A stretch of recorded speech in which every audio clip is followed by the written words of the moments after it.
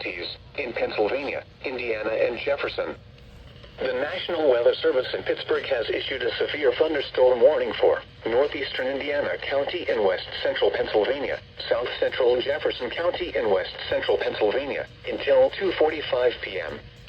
At 2:27 p.m., a severe thunderstorm was located 7 miles southeast of Punxsutawney, moving east at 25 miles per hour. Hazard, 60 miles per hour wind gusts and vehicle-size hail. Source, public.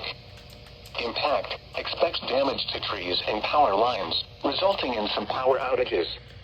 Locations impacted include Rossiter, Marion Center, Glen Campbell, and Rochester Mills. For your protection, move to an interior room on the lowest floor of a building. Please report severe weather by calling 412-262-1988, posting to the National Weather Service Pittsburgh Facebook page, or using Twitter at NWS Pittsburgh.